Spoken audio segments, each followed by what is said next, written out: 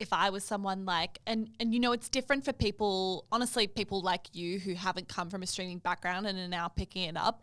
But if I was someone like Ninja, I'd be thinking that, gosh, he had such a meteoric rise to success and reached unfathomable numbers, really, in terms of views, in terms of public knowledge, in terms of really, I would fairly give Ninja credit that I think he contributed to Fortnite and gaming as a whole hitting pop culture and hitting the mainstream in a way.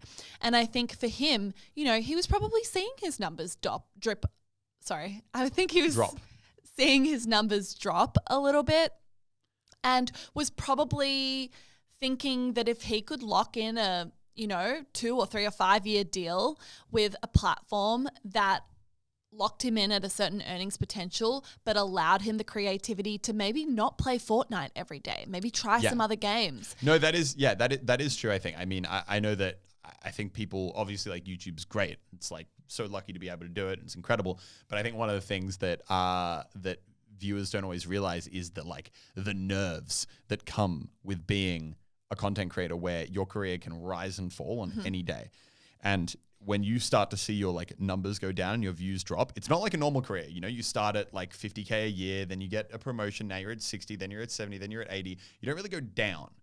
Whereas on YouTube and you're getting Twitch, a report card every day. You're getting a report card every day. And also you're like always acutely aware that this is not a continual upwards train like most careers. This is a spike and then a long, long fall. Or like probably you're just like done. That's so depressing. Well, yeah, but like you kind of accept that when you get into it, right? Like no one wants to watch the I same mean, I person think forever. it can come with peaks and troughs. And I think what you're trying to say is that you can't take anything for granted. You can't rest on your laurels for a day or a week or a month and assume that it's all going to be fine, especially in streaming. You take a month off, you see a significant drop. And you can't always do what you might want to do as a content creator, like I'm sure a lot of people who make Fortnite videos are like, like realistic, I'd love to make like a Gmod video or a Tarkov video or anything like that. But it's just like, no, like you go where the views are. It's not that everyone suddenly decided, every YouTuber didn't suddenly decide that they love Minecraft. As fun as the game is, everyone saw that there was a big viewership trend going that way. And that was why suddenly there was so many people making Minecraft videos. Yeah. Like ultimately, when your job is numbers, you have to follow the numbers. And I think that, the great thing about these kind of like streaming things is that it is like a really great just baseline. It gives you that freedom to like almost like YouTube feels like you're constantly like, just like going and going and going and just really trying to like keep up with the next trend, jump onto the next one. You're like, and you can't take your eye off the ball for a second because if you do, you fall behind, another channel overtakes you, suddenly you're not relevant anymore, you're gone. These kind of things, they give you a chance to kind of be like, okay, like I can stop, I can think, I can be like, what do I really want to do? And you can experiment and you have that kind of that breathing room that normally you don't get as a content creator. And I do think, just touching back on the different platforms, I do think in that way YouTube is really uniquely positioned to take on a position of strength here because they have the VOD platform on lock. And if they can make a move to get big streamers there as well, then, I mean, I know for you in terms of your decision-making process with YouTube and that sort of thing, the idea that your audience could find you in one place for everything was really attractive. Yeah, YouTube's definitely, I think, in the strongest spot.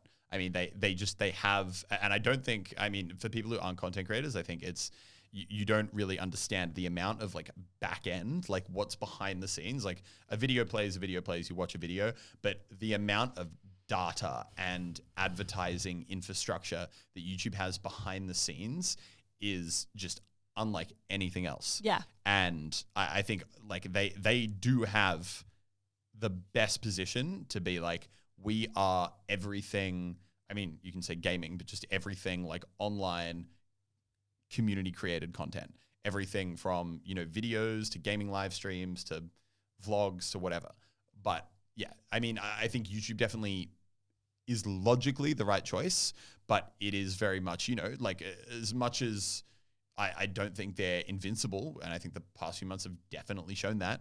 I also don't know exactly how hard how easy it's going to be to just become the new live stream platform. Yeah. I definitely expect you're going to see a tug of war. I reckon we'll see maybe like cut down to like 3 big players in the streaming wars over the next couple of years. And then I think you'll probably go down to about 2. And then, but yeah, I wouldn't expect the streaming wars to end for the next 5 years at least. But ultimately, as we said before, there can such only a great be one. But such a great outcome, really, for creators and viewers as well. For creators, it's brilliant. You're seeing platforms really have to put a value on the audiences that those creators command.